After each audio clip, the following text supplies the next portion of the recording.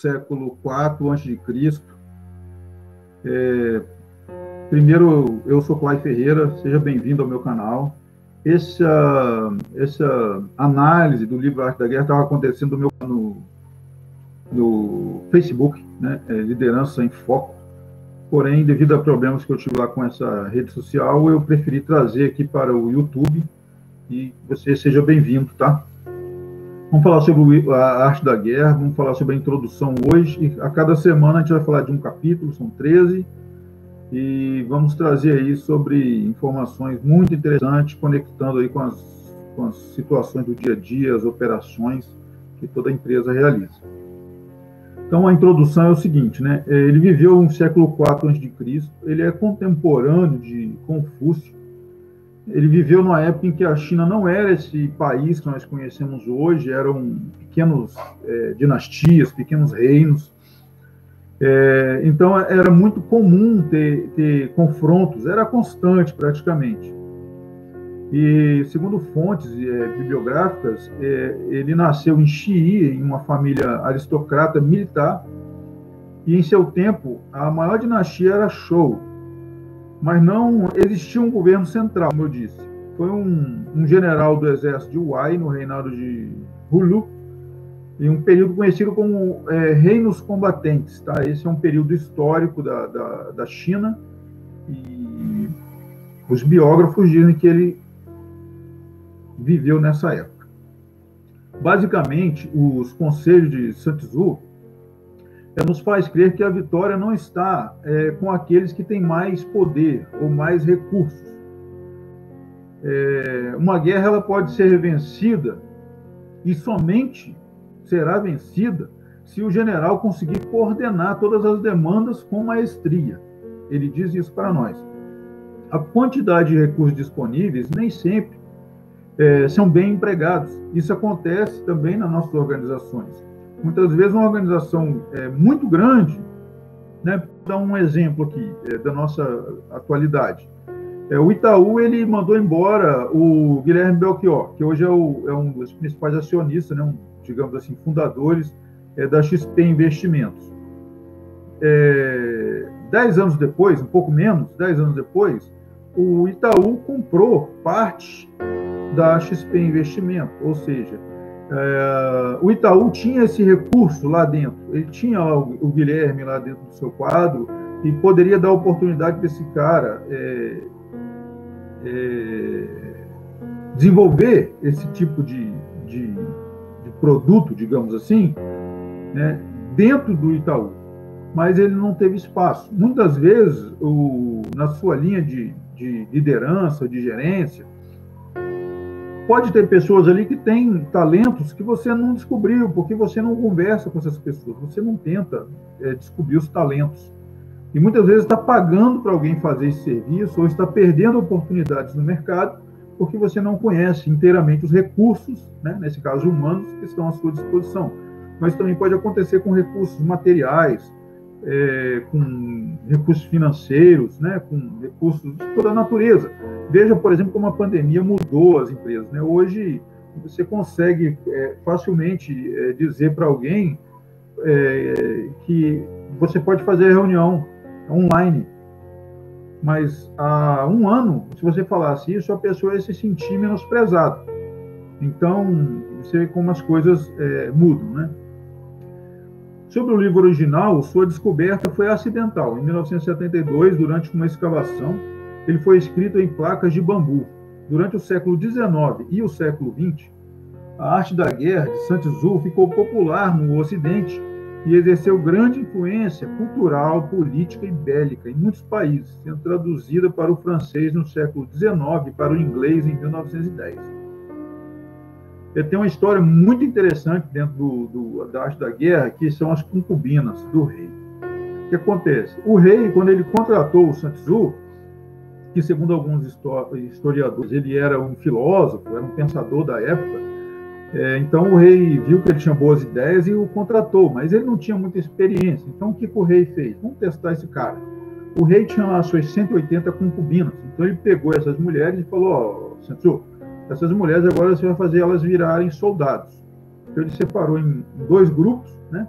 de 90 cada, pegou as duas concubinas preferidas do rei e colocou como capitã, né, desse exército, que ele chama de oficiais, colocou como oficiais desse exército, e colocou elas em forma e deu uma ordem, né? Falou com os capitães lá, com os oficiais, coloquem o rosto no chão. E as concubinas começaram a rir, achou aquilo um absurdo. Então o Sun Tzu, ele foi até os oficiais e até os soldados ali para entender se elas tinham compreendido perfeitamente o que ele tinha pedido. Muitas vezes nós emitimos uma mensagem para o nosso interlocutor e não garantimos que ele entendeu a mensagem. Né? Por exemplo, eu estou falando com um público, aqui com meus seguidores, que estão aqui na minha frente, e eu falo assim, gente, agora nós vamos andar para a direita. Eu vou para esse lado e as pessoas vão para o outro lado. Ou seja, a direita delas é a minha esquerda. Então, o que eu estou falando pode não estar sendo muito claro para as pessoas. Então, o Sun Tzu, ele teve essa preocupação e foi lá garantir que a sua mensagem chegou pura e clara para essas mulheres. Ah, chegou? Tá bem? Então tá ótimo. Voltou lá e deu a mesma ordem novamente. Coloquem o rosto no chão. E elas novamente ficaram rindo dele. Então, o que ele fez? Ele disse o seguinte, olha só, o problema aqui é com os oficiais. Vamos executar os oficiais. Então, foi lá e decepou a cabeça das duas concubinas preferidas do rei, sob protestos deste, né? Que não queria, mas Sun Tzu, ele tinha a palavra do rei, que ele era o general, então ele tinha essa autoridade para fazer isso, tá bom? Não seria punido. Decepou as duas concubinas, levantou novos oficiais para o lugar delas e deu a mesma ordem novamente, e o exército funcionou normal, né? Então, após este episódio, ambas as companhias passaram a executar suas ordens sem falha, ou seja, antes não tinha uma consequência, agora tem uma consequência. Muitas vezes, quando acontece um erro na operação, o operador lá, aquele cidadão que está lá na ponta da linha, ele é demitido. E o gestor, o líder, o coordenador, o gerente, o diretor, nada acontece com ele. Então, o Sun Tzu está nos dizendo o seguinte, quando acontece um problema lá na ponta da linha, alguém, chamado aqui por ele de oficiais, algum oficial é responsável por isso. E você precisa buscar, e nós vamos entender melhor esse contexto, né, no livro, e precisa olhar para os oficiais e para a mensagem, claro, né? Os Xi, que são livros da história da China, afirmam que mais tarde o Sun Tzu, ele provou em batalha que as suas teorias eram eficazes. Por exemplo, na batalha de Boju, que ele tinha uma carreira militar de sucesso e que ele escreveu A Arte da Guerra baseado em suas experiências práticas. O almirante da armada do Japão, Togo Heihachiro, que liderou a vitória contra a Rússia na Guerra Russo-Japonesa, ele era um ávido leitor do livro A Arte da Guerra. O líder comunista Mao Tse-tung, né, um dos maiores genocidas de todos os tempos, calculado aí que ele matou entre 60 e 100 milhões de pessoas, deixou Hitler no chinelo, ele afirmou que parte da sua vitória sobre Chiang Kai e Kuomintang em 1949 se deveu ao seu conhecimento do livro A Arte da Guerra. O livro também influenciou bastante os textos de Mao sobre a arte da guerrilha, e mais tarde influenciaram as revoltas comunistas por todo o mundo, né? Inclusive no Brasil, que culminou no governo militar em 1964, aquilo estava acontecendo no mundo todo, tá? No caso do Brasil, algumas pessoas saíram do Brasil, foram para Cuba, foram para a Rússia, foram até para a China, treinar nessa guerrilha para voltar ao Brasil e derrubar o governo e implementar uma ditadura do proletariado, uma ditadura comunista, tal qual na China ou em Cuba, né? Essa miséria que a gente vê aí. Então, o Mao Tse Tung ele foi muito influenciado, né, e usou muito esse livro, A Arte da Guerra. O general von Goyen Diap, né, responsável pela vitória sobre os franceses e norte-americanos no Vietnã, ele também era um estudioso das ideias de Sun Tzu. O Ho Chi Minh, que era o líder lá dos vietnamitas, ele traduziu a obra para os estudos dos oficiais, né, vietnamitas, e colocando-as efetivamente na prática. Você vê que os Estados Unidos não conseguiu vencer uma milícia de vietnamitas, porque eles tinham essa estratégia. Nós vamos falar disso mais à frente. A resistência das milícias comunistas chamou a atenção dos militares americanos para a figura de Sun Tzu e dos ensinamentos deste. Logo, o exército americano ordenou que todas as bibliotecas militares deveriam ter esse livro sobre a arte da guerra e desvendar o seu potencial. E ele é um livro obrigatório, né, a leitura obrigatória para os Marines, né, os fuzileiros que a gente chama. Durante a Guerra do Golfo, nos anos 90, o Colin Powell, né, que era o secretário de Segurança dos Estados Unidos, ele se debruçou muito também sobre esse livro, suas práticas e seus princípios para combater o terrorismo. Então vamos conhecer cada capítulo em detalhe e tirar lições preciosas para o nosso dia a dia e para quem está vivendo uma batalha para crescer, para se desenvolver, ou até para acessar novos territórios, né? A guerra nunca é feita em vão. A guerra ela sempre tem um objetivo, e nesse caso aqui era conquistar territórios. Então, no capítulo 1, ele diz o seguinte: a arte da guerra tem importância fundamental. É o reino da vida e da morte. A grande arte da guerra, de guerrear, implica em analisar a situação com base em 5 fatores. Aí ele fala aqui, o caminho. O caminho, para ele, é o tal. Quais são os motivos que nos fazem tomar o caminho da guerra e não o caminho da paz? Há uma harmonia de pensamento entre a liderança e os liderados. A confiança que o segundo tem no primeiro é determinante para resistir às adversidades que uma guerra imprime. Ou seja, quando ele fala o caminho, ele está dizendo assim, como que nós chegamos a essa guerra? Se é justo o motivo de guerrear, ou é só uma ganância do nosso governante, ou é só um autoritarismo do governante, ou não? É uma coisa justa, uma defesa do nosso território, do nosso povo, da nossa família. Vale a pena essa guerra? É o caminho. E aí ele fala também sobre o clima, né? O tempo e a sucessão das estações muda tudo. Aceitar ou desafiar as dificuldades que um dia após o outro vão se apresentando fará diferença. Ninguém consegue lutar com todo mundo ao mesmo tempo. Daí a importância de escolher as batalhas que você vai travar.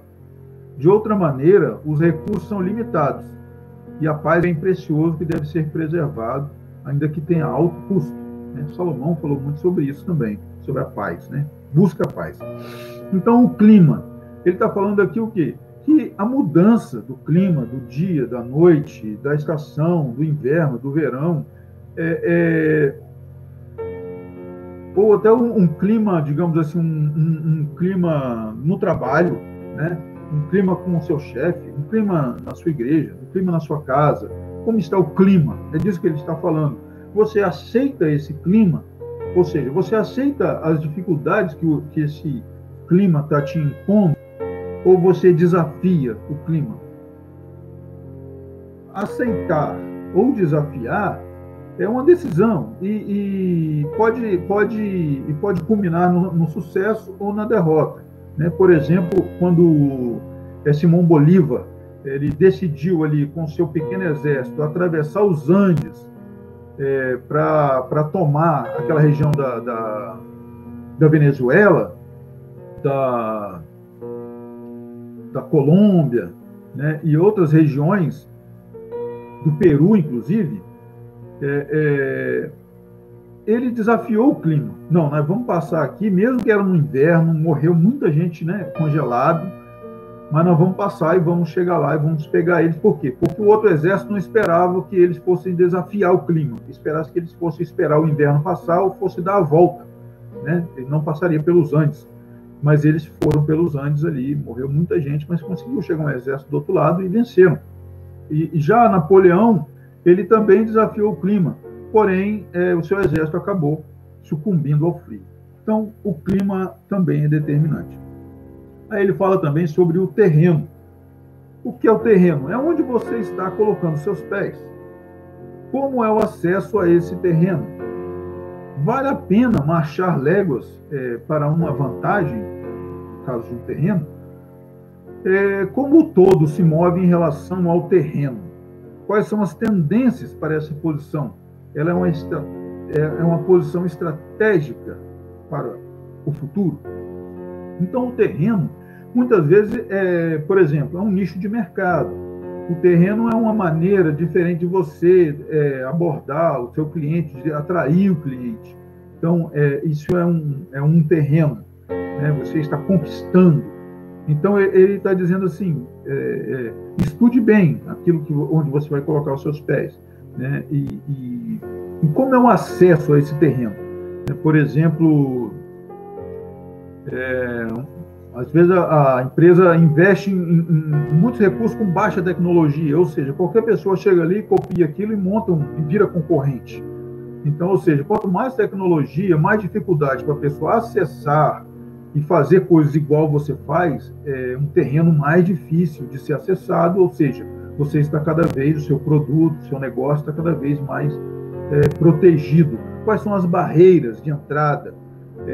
Vou dar um exemplo, né? Você quer abrir uma lanchonete. Quais são as barreiras para você abrir uma lanchonete? Bem, tem que ter um ponto comercial bom, tem que ter um tamanho bom, tem que ser azulejado, tem que ter o plano da vigilância sanitária, tem que ter um alvará, tem que ter isso, tem que ter aquilo, tem que ter... Ou seja, as barreiras são muitas, são difíceis de ser transpassadas? Se sim, o seu terreno é um terreno seguro. Vai ter dificuldade para acessar, mas depois você também estará seguro, porque outros também terão dificuldade, ou seja, você tem uma certa segurança. Se for um terreno de fácil acesso, né, a vender bala no sinal. Qualquer um pode ir lá e fazer isso. Ou seja, é um terreno de fácil acesso e, consequentemente, baixo bônus, né, baixa remuneração. O próximo ponto que ele trata aqui é sobre o líder. Dos 5 fatores, né, ele falou sobre o caminho, o clima, o terreno, e agora ele fala sobre o líder. A liderança deve ter asas, como um pássaro, que seja capaz de contrabalancear. Ou seja, ele está dizendo que um líder não pode ser unicamente focado em uma coisa. Ele tem que ter asas, ou seja, ele tem que ter formação acadêmica e experiência, certo? Para ele ser líder. Porque senão ele não pode ser líder. Se ele só tem a formação acadêmica, ele pode ser um trainee, um estagiário, alguém de suporte, um assistente, certo? Um analista, talvez. Agora, se ele também só tem experiência, ele não vai ter condições de liderar essa frente. Por quê? Falta ali formação. Tá? Ele também precisa ter o quê? Treinamento e empatia. Por quê? Porque o treinamento ele serve para te capacitar, para te trazer novos conhecimentos. E a empatia serve para quê? Para você se colocar no lugar do outro, para você ver o outro como a si mesmo. Então ele tem que ter também o quê? Decisão e coragem. Uma coisa não anda sem a outra. Se você tomou a decisão, você precisa ter coragem para tomar a decisão e também ter coragem para assumir as decisões que você tomou, certo ou errado, certo? Então, ele fala sobre isso. O líder, como nós vimos acima, né, que ele chamou lá, que ele cortou a cabeça daquela concubina, que era a líder daquela equipe. Então, por quê? Por que ele não matou um soldado, não matou alguém? Não, ele fez um líder. O líder é importante. E agora tem os métodos. O quinto fator aí, citado por Sun Tzu, né? O quinto fator que é capaz de mudar uma guerra. Os métodos. A doutrina resume a organização. Quanto mais dedicados em suas metas e mais comprometidos, né, ou seja, com ações, com os resultados, maior a chance de a organização ser próspera. Ele traz uma coisa que dura, que é o quê? A doutrina. A doutrina resume a organização, ou seja, se você vê as pessoas de qualquer jeito, de qualquer maneira, a sua organização está sendo definida ou resumida daquele jeito, sem doutrina, uma doutrina frouxa, certo? Então ele fala em organizar e controlar. Ele fala em justiça e meritocracia. Ele fala em suprimentos e comunicação. Ou seja, você precisa organizar e controlar o que você organizou. Está organizado? Ok, mas nada fica organizado para sempre. Você tem que estar sempre ali dando aquele ciclo PDCA, certo? Sempre, sempre. Justiça e meritocracia, né? Ele fala aqui sobre o quê? Sobre a sua equipe estar engajada no seu pensamento. Quais métodos você usa para praticar a justiça com a sua equipe e se você usa a meritocracia para promover as pessoas. Então, outro método que ele fala é o quê? Dos suprimentos e da comunicação.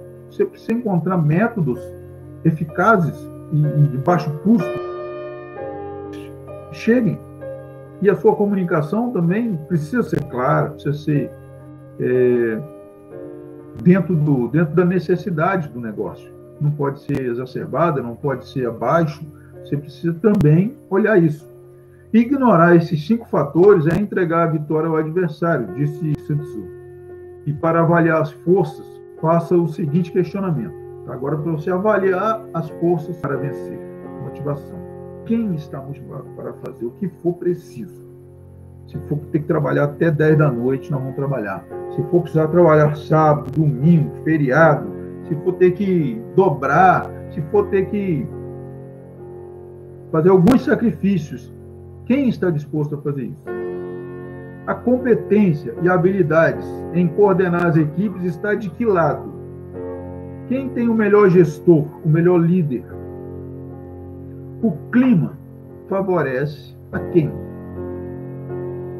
O terreno, o acesso ao terreno, favorece a quem?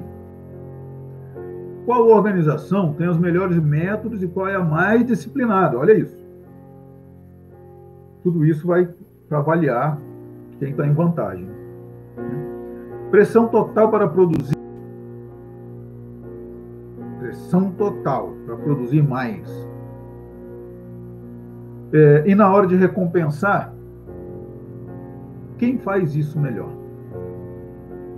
A gente pressiona o pessoal na produção. Vamos fazer, tem que terminar, tem que entregar. Agora, na hora da recompensa, quem faz isso melhor? Qual exército faz isso melhor? Sun Tzu acreditava que diferenciar as pessoas de acordo com o seu desempenho e bonificar os chamados bandeirantes, ou seja, os criadores ou os desbravadores, para ele era fundamental, como veremos na sequência. Tá? Então, pense nisso.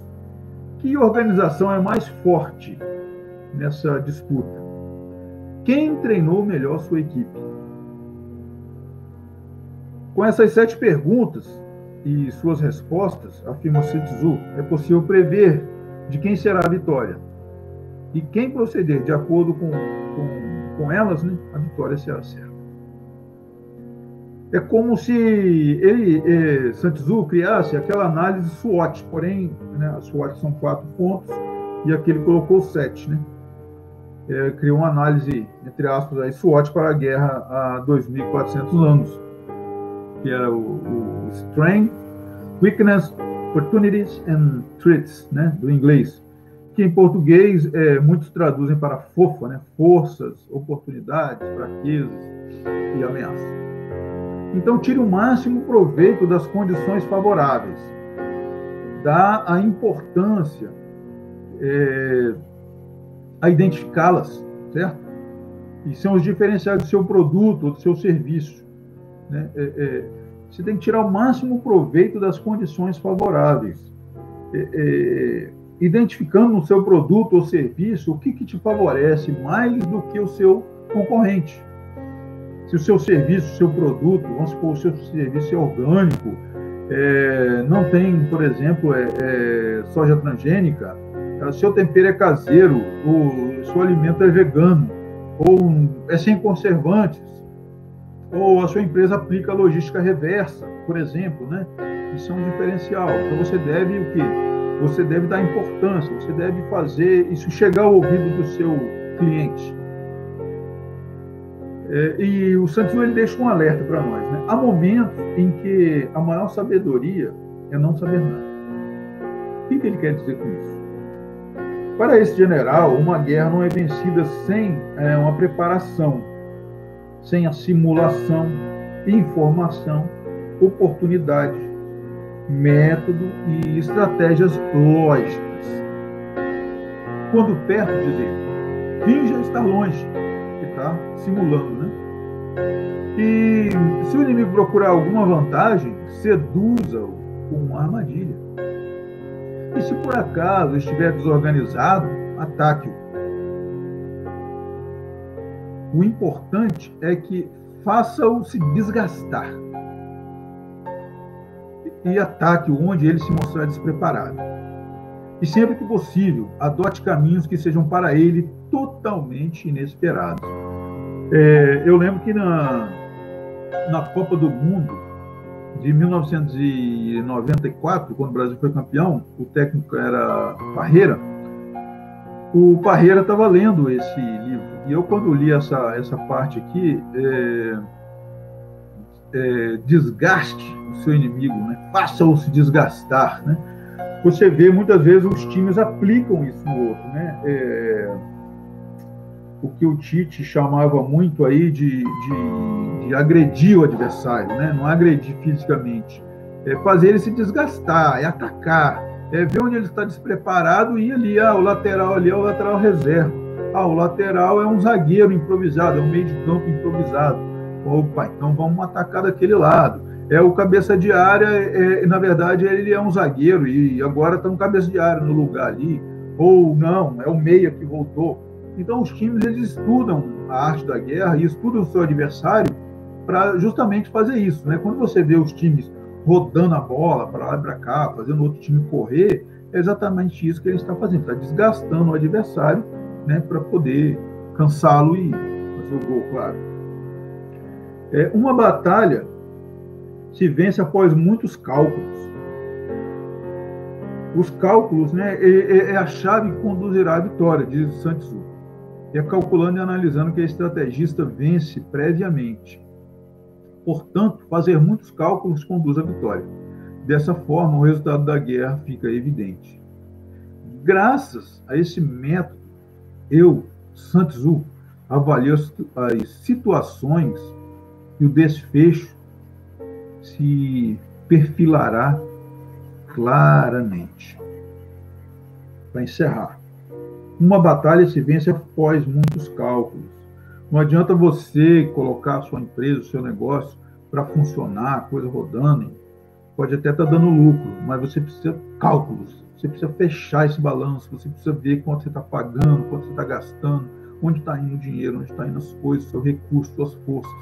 Ele te conduzirá à vitória, os cálculos te conduzirá à vitória. E ele fala assim que o estrategista, ele analisa os cálculos e ele já sabe o que está na sua frente, se é a vitória ou a derrota. É igual quando você recebe o salário do mês e olha para as contas, você já sabe se vai dar para pagar tudo ou se você vai ter que escolher quem você vai pagar. Tá? É mais ou menos isso que ele está dizendo. O analista, ele sabe fazer isso. Tá? Vamos lá, terça-feira, novamente, nossa live. Tá joia? Eu espero ter contribuído bastante aí com você, seu crescimento. Esse foi a introdução e o capítulo 1. E semana que vem a gente fala aí do capítulo 2 e capítulo 3. Tá bom? Vamos fazer 2 por semana. São 13 capítulos. Com a introdução serão 14, serão 7 semanas, tá bom? Um abraço aí, se cuida. Deixe seu like aí, curta o nosso canal. Inscreva-se no nosso canal, deixe seu like aí. Tá bom? É assim que a gente cresce. E deixe seus comentários também, caso você não tenha gostado ou tenha gostado. Deixe seu dislike se estiver ruim. eu quero melhorar, quero fazer o melhor, quero te ajudar a chegar mais longe.